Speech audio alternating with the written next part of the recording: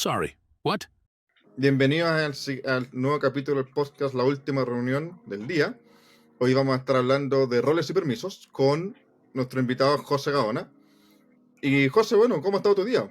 ¿Cómo te fue hoy día? Y hoy en particular, estamos viernes 19, día del eventazo de Cloud Strike con los temas de Microsoft. Así que desde el lado operativo, yo trabajo en administración de cloud. Dentro de todo lo que tenemos hay parque de servidores, por lo cual, claro, fue una de las primeras noticias al despertar y ahí activamos nuestro protocolo de revisión. Afortunadamente no estamos afectos debido a que ocupamos un servicio competidor de CloudStrike, en este caso como ocupamos una herramienta civil, entonces no nos ocurrió nada, tanto a nivel de servidor y tampoco se registraron problemas a nivel de endpoint, así que por ese lado impecable. Fuera de eso, fue un día bastante movido. Estamos ya a mitad de año como parte de la orquestación del cloud. Estamos bien metidos en todo y están empezando a nacer los proyectos del otro año, se están comenzando ya a cerrar ciertas iniciativas, entonces hemos estado bien acontecidos, pero bien, todo bien. En realidad es un puesto bastante interesante, así que aburrido no seas al menos. Claro, ¿y qué rol estás cumpliendo ahora? Actualmente trabajo dentro de una célula que administramos una organización de AWS. Tenemos aproximadamente 150 cuentas. Tenemos una facturación grandecita. Tenemos muchos servicios, tenemos muchos proyectos. Y en general trabajamos sobre AWS, pero un poco lo que nos hace la diferencia es que nosotros sí aplicamos el esquema serverless para poder implementar cosas. Trabajamos mucho con Lambda, trabajamos mucho con microservicios, trabajamos mucho con despliegues vía CICD, y dentro de todo esto también ahí mantenemos un esquema súper ordenado de roles y permisos. Mientras más va creciendo todo esto, siempre se va haciendo un poquito más complicado. Claro, oye, ¿y cuántos años de experiencia tienes ya en el rubro? Mira, yo en AWS, en realidad esto partí siendo un piscinazo que me veía en ese minuto. Yo vengo del mundo de SAP, yo era Basis anteriormente, Basis on-premise, servidor en la oficina ahí tocándolo, entonces que le Claro. sacaba el ventilador y disparan. Entonces yo, Con aire acondicionado. claro, que no se te vaya a chorrear el aire acondicionado encima del servidor. Claro. Vimos salas de servidores que se quemaron por eso. Entonces, vengo de ese mundo, se me presentó la oportunidad de entrar al cloud y en ese momento el cloud era un poco el futuro, era un poco lo que viene, y yo sentía la verdad en SAP que a pesar de que no es algo que vaya como decreciendo ni es algo que vaya de salida, sí es un poco más estándar. Trabajas en SAP y punto. Entonces fue la oportunidad de salir de un producto y entrar un poco más a un concepto un poco más cross, me trajo a esta nueva oportunidad laboral, y acá llevo aproximadamente 2 años y medio desempeñándome como administrador cloud. Anteriormente estuve 3 años como SAP Basis, y en conjunto a eso también era administrador del sistema, de los sistemas que sostenían el SAP y algunos elementos satélites que tenían en su landscape. Bueno, ¿y por qué te decidiste por el rubro, por la informática en general? Mira, ¿por qué me decidí por la informática? Yo creo que es como la historia general, un poco, y es como lo que han comentado todos. Eh, Siempre tuve acceso a computador, siempre estuve ahí, siempre eh, mirando, tenía mi equipo, se me daba la oportunidad en casa de, si quieres meter mano y vas a romper algo porque estás aprendiendo, hágalo. No era desarmarlo y hacerlo tira, sino que de repente realizaba algo, le movías algún ajuste y se rompía. No, está bien, se repara. En base a esto, también aprendí un poco de reparación de computadores, que me imagino que es muy común también. Y esto me empezó a tirar un poco más para el lado ¿no? Del lado de la informática, pero del lado de la informática de entregar la herramienta como tal. Súper chico, estando yo creo que en primero medio, por ejemplo, trabajaba administrando cibercafé de donde vivía. Entonces, no sé, pues, levantemos la red de esto, temas muy básicos, que la impresora imprima en todos los equipos, que se puedan cerrar todos los computadores, mantenciones muy básicas. Y, y claro, uno cuando piensa en la informática, uno piensa en el código. Si tú buscas como qué es lo que es la ingeniería informática en Google Imágenes, te va a salir alguien tirando código en un IDE probablemente. Y yo lo miraba y no me mataba. Me gustaba, pero no me mataba. Y claro, empezando a averiguar, me di cuenta que existía toda esta ala de la informática que responde un poco a la administración, a la mantención de una, llamémosle infraestructura como de un esquema organizacional de elementos informáticos on-premise, en cloud, algunos tipos de eso. Pero existía este mundo, me gustó mucho y me comencé a meter ahí. Comencé por el lado de soporte en su minuto mientras estudiaba. Después, como les digo, encontré este tema de administrar el sistema, me metí a administrar sistemas Linux en su minuto, me certifiqué en Linux y empecé a agarrarle el gusto y se me daba una cierta facilidad esto del esquema lógico de cómo mantener y disponibilizar herramientas para que los otros vayan y puedan desarrollar sus cosas, ¿verdad? Quizás puedo no ser el mejor desarrollador, no pienso mucho en desarrollar, pero sin embargo se me da bien hacer scripting, entonces se me da bien el tema del mismo trabajo que ejecuto. Entonces fue muy interesante porque en un momento dije, chuta, a lo mejor la informática no es para mí porque no me veo tirando código todo el día, lo encuentro, no me cerraba la idea mucho, pero investigar un poco e insistir en el tema me hizo llegar a esto y la verdad muy contento. Y de cómo terminé llegando a la nube, como les digo, eso en su momento era como lo que venía, era un poco el futuro. Es un mundo que disponibiliza muchas cosas cada muy poco tiempo. Siempre hay novedades, siempre hay algo nuevo que hacer, siempre hay una mejor forma de hacer las cosas y la velocidad un poco vertiginosa que lleva a la nube en comparación a otros sistemas de infraestructura es bastante adrenalínica y yo me quería subir a ese tren y quería vivir eso también. Y acá estoy contentísimo. Así que bien.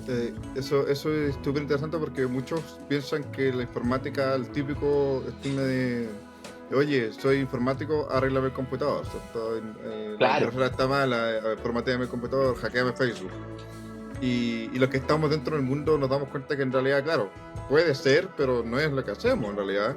Hay muchas cosas, hay mucho rubro, hay muchas áreas, y antiguamente quizás el informático las tenía que hacer todas, hasta el día de hoy sigue pasando mucho eso, pero ya hay tanta área, hay tanto rubro que pasar de on-premise, pasar a la nube, pasar a desarrollador, a mantenedor, hay muchos roles que podemos cumplir. Y todos son necesarios. A la larga, claro, uno puede saber de nube, uno puede saber de infraestructura, de manejar permisos y todo eso, pero hay gente que está dedicada a eso y lo maneja mucho mejor. Que, de hecho, el mismo camino que estás tomando tú tiene mucho que ver con esto de los roles, porque 150 cuentas aproximadamente, pasar de un premise y darle permisos a estas personas, es como nosotros llegamos a ese punto de qué son los roles, qué son los mecanismos, ¿cierto? Que llegamos a este punto de hablar del tema que nos presenta este capítulo, sobre toda tu experiencia de pasar de un cloud, ¿cierto? O sea, del premise, perdón, a la nube. También hay un cambio en la mantención de los roles, la mantención de los permisos, y es un área totalmente diferente. Entonces, ¿qué son los roles, primero que todo, para que hablemos un poco más de eso también?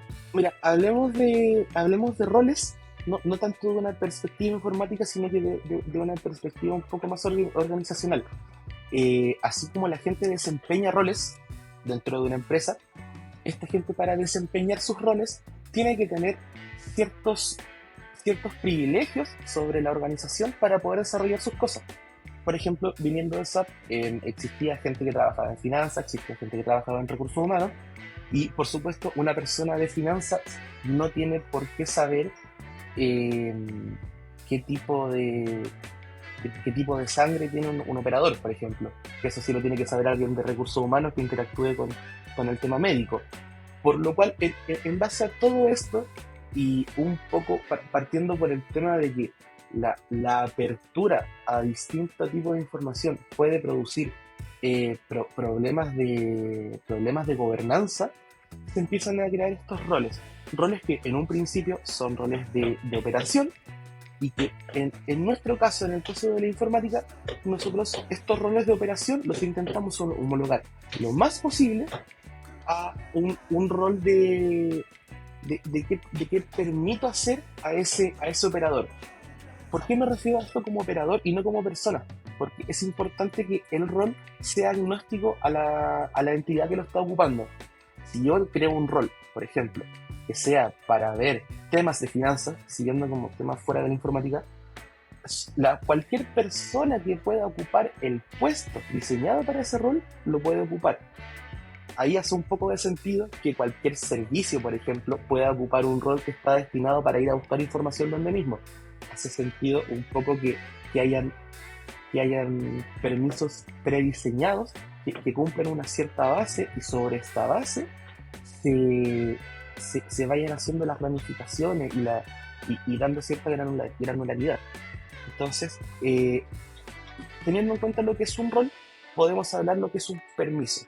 Un permiso, puntualmente, es el acceso a ver, ¿cómo se puede decir? Por ejemplo, tú tienes un libro en tu mano y puedes consumir la información del libro. Consumir la información del libro es distinto a tomar el libro, ponerlo en una fotocopiadora, sacar una copia y llevarme esta información. Que a la vez es distinto a arrancar una hoja con la que no estoy de acuerdo del libro.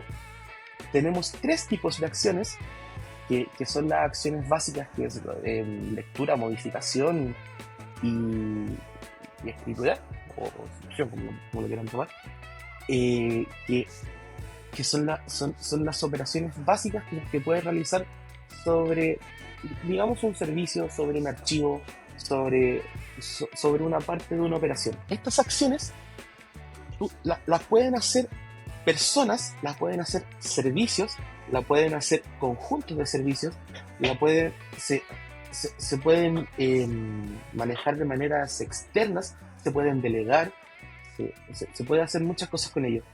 Por lo cual también es importante que nuestros roles que están destinados a las entidades tengan una cierta base lógica para poder ocuparlo en distintas áreas. En base a esto, generalmente a nivel organizacional y puntualmente en lo que estoy trabajando ahora de cloud, nosotros manejamos permisos, por ejemplo, para usuarios, personas naturales, y permisos para servicios. Dentro de los permisos de los usuarios, personas naturales, los categorizamos según cuál es su misión dentro de cada proyecto. Entramos al mismo esquema, pero ya desde un punto de vista más informático. Tenemos desarrolladores, tenemos arquitectos, tenemos dueños de producto. Un dueño de producto no tiene por qué editar un código. Un dueño de producto tiene que solo consumir información. Un arquitecto puede hacer todo. Un desarrollador de front no tiene por qué tener permisos para editar el back, y viceversa. Sin embargo, puede consumir el back, no editar. El control de las acciones que pueda hacer cada entidad sobre cada servicio es la misión y propósito de gestionar de manera correcta los roles y permisos, y en este caso el concepto de mínimo privilegio. Cuando nosotros diseñamos esto, se parte desde una política que, de hecho, se llama política Zero Trust, que tú no puedes confiar en la otra entidad. No es que la organización desconfíe de las personas, pero si tu acceso es vulnerado, pues tengo la opción de, mediante el rol, poder limitar que, por ejemplo, tu usuario tenga un segundo factor de autenticación para hacer tareas críticas. Con eso valido tu identidad de 2 modos. Que tu usuario, por ejemplo, tenga acciones para hacer ciertas cosas, pero conectado desde una IP determinada. Con eso valido que si te roban las credenciales, no puedan ejecutar las cosas fuera de nuestra red de confianza. Todo este nivel de granularidad, en fin, su fin es limitar el acceso lo más posible para que los usuarios puedan hacer exclusivamente lo que necesitan, sin pasar a llevar otras áreas que compongan un mismo producto o otros módulos. Ahora, esto es el mundo ideal. En el Claro. mundo real, claro, en el mundo real, ¿qué es lo que pasa? En el mundo real, el desarrollador de front sí está cubriendo al desarrollador de back porque el desarrollador de back se enfermó. En el mundo real, el product owner sí puede ser un desarrollador de nivel que quiera meter mano. En el mundo real, los roles cambian, los roles se modifican, los roles fluyen en realidad entre distintas posiciones y cada producto al final va teniendo su dinámica. Entonces, a pesar de que los roles y permisos son una institución que se respeta y que se estandariza hasta cierto punto, uno al integrar esto dentro de una organización debe moldear la calidad y la cantidad de roles bueno, y permisos que tenga detrás de esto, ya entendiendo de por sí que un rol puede tener una N cantidad de permisos, que tú debes modelar esto de tal manera de que sea capaz de correr tanto verticalmente, de que la gente que tiene mucho poder pueda llegar a todos los puntos que necesita, como horizontalmente. Que un desarrollador de front, como les digo, cubra un desarrollador de back, no es raro. Que el acceso que no se puede dar se necesite porque algo se rompió un domingo 1 de enero, no es tan raro como suena. Todos estos casos que tú puedes tener desde fuera, es importante que sean abordados, que sean acordados y, y que satisfagan la necesidad del producto que esté utilizando roles y permisos. No sacas nada con tener un control perfecto si esto entorpece la operación de tu producto. Claro, y con eso mismo, mira, tú has hablado muchas de las cosas que tenemos como de roles y permisos, ¿cierto? La división que tenemos, el escenario ideal y el escenario real. Dentro de eso yo veo, claro, que nosotros como ventajas tenemos al asignar roles y asignar permisos una seguridad que al tener eso atrás, ¿cierto? O el poder minimizar los permisos por ciertos roles, está claro que nos ayuda mucho a controlar quién accede a qué. Y también, como dices tú, los permisos al poder dividir los permisos en qué puede hacer cada rol, poder compartir esos permisos con diferentes roles, podemos mapearlo, como estás comentando, hay que hacer una estructura, hay que hacer un mapeo de todo eso, todas las cosas que hay que hacer, pero eso suena muy complicado, ¿cierto? Entonces, dentro de las desventajas que tenemos también con respecto a eso es que al tener mucho mapeo, mucho dominio, muchos roles, muchos permisos, se puede volver a tornar muy compleja la forma de asignar, la forma de mantener todo esto. La actualización también sobre ellos, que uno pide un rol, le entrega tres tipos de roles con diferentes permisos, pero podría ser un solo rol con muchos permisos, etcétera. O sea, hay muchas cosas que podemos sacar. O sea, claramente es muy bueno tenerlo, pero a la vez se puede complejizar demasiado el tenerlo más mapeado, menos mapeado, ¿cierto? Pero qué mejores prácticas, aparte del mínimo privilegio que comentaste, aparte de tener una doble autenticación para ciertas cosas, ¿qué otras mejores prácticas o consideraciones podemos tener para poder manejar bien esos roles? Porque en una empresa que tenemos demasiados roles o demasiadas personas, por ejemplo, como tú comentas, tenemos un frontend que también de repente se mete en el backend o viceversa, tenemos escenarios en el que eso tampoco pasa porque efectivamente no se puede hacer por la confianza que se le puede dar a las personas que están ahí. Pero ¿cómo manejamos esa cantidad de roles, esa cantidad de permisos sobre esa cantidad de personas que también podemos asignar diferentes roles a diferentes personas? O sea, diferentes roles a una sola persona, ¿verdad? Ahí es donde estas empresas chiquitas que tenían roles establecidos ya empezaron a fluir, se empezó a moldar, pero este nuevo molde se descontrola. Por ejemplo, donde yo trabajo, nuestra organización de AWS en particular, son más de 1000 usuarios, entrando a 150 cuentas, con más de 4000 permisos. Tenemos más de 4000 asignaciones usuario por usuario. 4000 asignaciones es incontrolable. 4000 Claro. permission set es incontrolable. 4000 de lo que sea es incontrolable. 1000 de lo que sea es incontrolable. Pero este problema no es nuevo. Este problema viene ocurriendo desde que la informática es informática como tal, y en particular nosotros en la nube, hablando del lado AWS que utilizamos IAM, tenemos herramientas que nos provee nuestro cloud provider para poder hacer un análisis del uso de estas credenciales, para poder hacer un traqueo de cómo se mueven estos usuarios, y tenemos ahí herramientas del tipo monitor que son capaces de detectar actividades anómalas, que pueden ser un permiso que se nos pasó, por ejemplo, y que está haciendo algo que no debe, o que intentó hacer algo y no pudo porque no tiene el permiso. Esto le aplica cierta inteligencia detrás. Tenemos ahí un semáforo y con esto podemos tener cierta temperatura del uso de nuestra nube. Lo ideal sería no tener alarmas. Sí tenemos alarmas y con eso podemos ir amoldando los permisos. Seguimos creando más permisos. ¿Cómo podemos trabajar nuestra totalidad de permisos? Hay herramientas internas como llama Access Analyzer, por ejemplo, que nos ayudan un poco a entender el comportamiento cuenta a cuenta de nuestros productos. Tenemos herramientas de autogobierno, por ejemplo Netflix ya atravesó por este problema, desarrolló un software que es capaz de conectarse con servicios de IAM de distintos clouds, y es capaz de administrar esto y de autogestionar esto como si fuera una orden de compra, por ejemplo. Entonces, ahí el siguiente paso en relación a roles y perfiles es la autogestión de estos, para que dentro de los esquemas de aprobación, que el caso único sea cada vez menos único, cubrir todos los estándares y poder tener la menor cantidad de modificaciones posible, y lo que tenemos como estándar que se adecue lo más cercano al 100% de nuestra organización. Por ejemplo, en el caso nuestro, no ocupamos herramientas de terceros, ocupamos herramientas nuestras, ocupamos herramientas a nivel de organización, hacemos reportería, controlamos los accesos con estas mismas herramientas de monitoreo que nos avisan un poco cómo va siendo el comportamiento.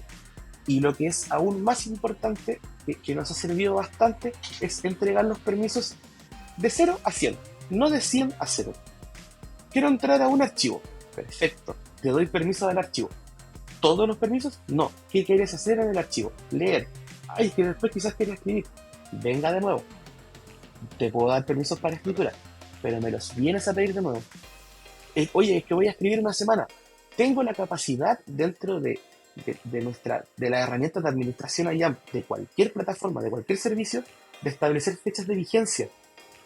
Entonces, lo importante de esto es tomar la necesidad de la persona que necesita operar, entenderla lo mejor posible, entregar el acceso que cumpla, que satisfaga al usuario, pero con el mayor riesgo de brecha para mí como administrador de sistema. Por darte un ejemplo, si tú vienes y me dices, oye, es que este domingo necesito revisar A, B y C información, yo te entrego el acceso válido por este domingo para A, B y C en determinada hora, y no vas a poder ver D. Y el día lunes no tengo que volver a revisar si ya se te cortó ese acceso, porque se deja programado.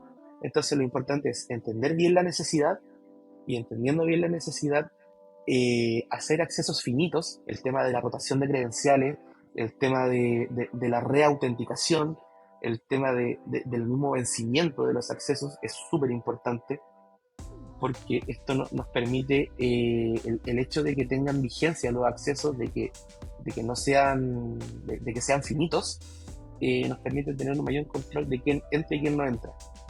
Eso que estás comentando ahora se transporta también no solamente a la mantención de sistemas, porque por ejemplo cuando a mí me tocaba desarrollar aplicaciones, pasa lo mismo. O sea, nosotros tenemos una aplicación, tenemos que asignar roles de administrador, operador, o lo mismo que estás comentando, ¿cierto? Y cómo nosotros asignamos los permisos es como por sistema. O sea, yo sé que tengo un PO, ¿cierto? Un provider, o tengo un usuario que accede a 5 sistemas diferentes porque es de la misma empresa, pero yo no le doy un permiso para todos, sino que por cada sistema le doy un permiso. Entonces acoto la necesidad de cada uno. Y en el sistema, por ejemplo, yo alguna vez desarrollé un sistema chiquitito nomás, que lo único que hacía era, de todos los usuarios a los que yo le he dado permisos, cuál es el último acceso que tiene tal persona. ¿Y por qué solamente eso? Porque los roles eran 3 tipos de roles. De los 3 tipos de roles, las personas, había un rol que nunca se usó. Se pensó usar, pero nunca se usó, entonces eran 2 roles activos. Dentro de esos 2 roles activos, uno era el que más se usaba y el otro lo tenían como 4 personas. Entonces, está bien, era esta persona, pero claro, se agregaban personas y había una rotación. Y nosotros teníamos un control en el que la persona que accedía, si en una semana o 2 semanas no tenía actividad, se quitaba el permiso y no podía entrar más. Porque, claro, era el control que teníamos para decir, oye, esta persona no está activamente trabajando acá. Por lo tanto, le vamos a quitar el permiso, porque lo más probable es que haya sido una persona que se rotó, una persona que ya no está en la empresa, una persona que quiso ver algo después nunca más. Entonces, hicimos ese mismo control que comentas tú. Ahora, nosotros lo hicimos programáticamente porque era un sistema propio. Pero claramente cuando tienes que controlar una infinidad de cuentos, una infinidad de aplicaciones, existen herramientas que, como dices tú, nos permiten hacer estas cosas y sería bueno explorarlo.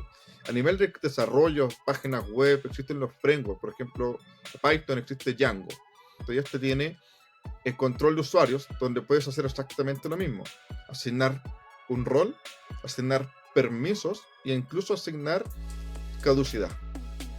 Y es un sistema, un software súper sencillo, pero aún así puedes hacer eso. Y eso creo que habla mucho sobre lo que tú estás comentando ahora de mantener el control del mínimo privilegio, ¿cierto? De yo te doy lo mínimo y después te expandes si necesitas más sobre un rol en específico a ciertas personas en específica. Y existen muchas herramientas para eso. Y sabes que también me gustaría hablar sobre alguna forma de documentar esta información, porque cuando hablamos de una aplicación, si yo soy dueño de una aplicación, controlo solo esta aplicación, pero una empresa gigante que tenemos 150 cuentas, 150 sistemas o más, ¿cierto? 4.000 permisos, como comentaste. Si tienes alguna forma o desarrollas alguna forma para documentar todo esto, independiente que podamos acceder, ¿cierto?, a un listado y buscar por permiso, buscar por roles, pero hay alguna forma, en base a tu experiencia, de cómo documentamos esta información, de cómo podemos saber, sin tener que ir a un tablero quizás que es muy extenso, cómo documentamos, si hay alguna forma de documentar esta misma información que tenemos, cuántos roles tenemos, cuántos permisos tenemos, a quién le he entregado estos permisos, o qué permisos se han entregado anteriormente. ¿Hay alguna forma de documentarlo? ¿Usas algo para eso? Sí, ahí, como tú bien dices, cuando ya la cantidad pasa a ser miles, controlar uno a uno se pone un poco inviable. Por ejemplo, si yo me voy de este trabajo y llego a otra persona, va a tener 4.000 roles y no va a saber. Yo puedo dejar algo hecho, pero si a él no le cuadra, no le va a cuadrar. Entonces, esto ya no se comienza a mirar desde un lado de qué es lo que tengo, sino que tú lo que fundas es qué es lo que voy a dar. Tengo 4.000 permisos. De los 4.000 permisos, yo estoy seguro que ninguno en producción tiene esto. Porque yo, en mi fundación de esquemas de permiso, digo, en desarrollo me llegan hasta acá, en calidad hasta acá, en producción hasta acá. Entonces, lo que documentamos no es cuántos permisos hay, no es tanto quién tiene los permisos, no es cuánto ha usado los permisos. En nuestro caso podemos ocupar herramientas de auditoría, ejecutar query, eso son tableros. No, como tú bien dices, hay información que puedes ir a apretar un botón y sacarla. Lo importante de esto es tener clara lo que va a responder a nuestro estándar que hemos modelado, los permisos que entregamos. Por ejemplo, por darte un ejemplo súper conciso de mi organización, nosotros no entregamos permisos de IAM a nadie, no entregamos permisos para que creen roles a mano a nadie, por el sencillo hecho de que pueden ejecutar escalamiento horizontal de privilegio y otros temas de seguridad. Yo sé que dentro de los 4.000 roles que tengo, ninguno tiene IAM, y el que tiene IAM va a tener un bloqueo de fecha, un bloqueo de usuario, de algún tipo. Y este bloqueo yo sé que lo voy a tener respaldado en un correo, porque nuestro equipo, nuestro core de funcionamiento trabaja bajo la premisa de que tenemos un esquema de cómo funcionamos. Este esquema es importante respetarlo, es importante tenerlo claro, y en base a esto nosotros tenemos un control de hasta dónde sabemos que puede llegar la gente. Cualquier anomalía que se nos escape de esto la puede rescatar nuestro monitor, que les comentaba que funciona como una especie de semáforo. Cualquier anomalía también de esto la podemos revisar con nuestro análisis periódico que hacemos con las herramientas de revisión de roles, o derechamente a veces nos damos cuenta en la ejecución. Pero operando de este modo, para la cantidad de roles de operación y de personas que tenemos, han sido muy pocas las veces que nos encontramos con algo, y generalmente es algo que ya está conversado, que estuvo avisado y que existe la respectiva burocracia hacia atrás de por qué se ejecutó de ese modo. Claro. Así que en Está, realidad eso, no me está inclinaría tanto buenísimo. No, por, por tener un control de uno a uno, sino que más de esta fundación de qué es lo que yo estoy dispuesto a dar y qué es lo que voy a hacer. está buenísimo esa premisa de tener la documentación del proceso más de lo que tenemos. Porque totalmente tienes un control tú sabes qué es lo que nos estás dando y qué es lo que estás dando. Está muy buena de esa forma. Muchas gracias por compartirnos esto. Como ya estamos llegando al final, ¿cierto? Me gustaría ver si nos puedes contar alguna historia de tu experiencia, ¿cierto? De algún momento de estos 5 años de experiencia que comentaste que tienes.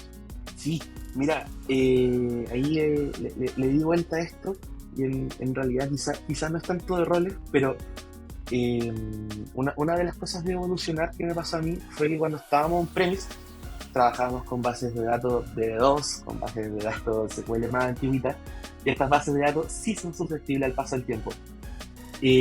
Nosotros estamos ubicados en Chile.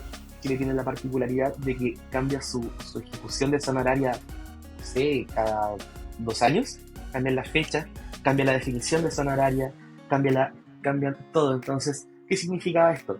Pasar servidor por servidor actualizando las definiciones de zona horaria, bajar todos los servicios, que pase el cambio de hora, subir todos los servicios, revisar todos los accesos, coordinar este mismo tema de tener una coordinación especial, de entregar accesos especiales, prepararse para eso.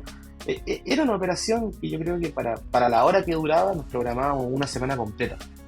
Me cambio de trabajo, vengo a trabajar a esto que ya es más serverless, a esto que ya Amazon asume cierta parte de la responsabilidad de la administración. Viene el cambio de hora, se me empieza a apretar la guata, tengo que trabajar todos los días, vamos a hacer algo, y veo que no hacen nada. Entonces, los veo muy tranquilos y ya no aguantaba la duda, llevaba poquito. Fue como, oye, ustedes no piensan hacer nada por el cambio de hora. El cambio de hora aquí. No, pero es que el cambio de hora ya está bien. Pero ese es el otro modelo. En el modelo actual, Amazon tiene la responsabilidad de administrar todo esto. Fue muy interesante el ver cómo la responsabilidad compartida que ofrece la nube y un poco la división de responsabilidades y de roles permite que cositas tan sencillas como esa, que eran un calvario, ellos tienen su metodología de cómo absorberlo, ellos se encargan de ello y lo hacen de una manera tan limpia que de verdad estos 4.000 permisos, por ejemplo, que les digo que administro, si no fuera porque estamos on cloud, serían 10.000, serían 15.000.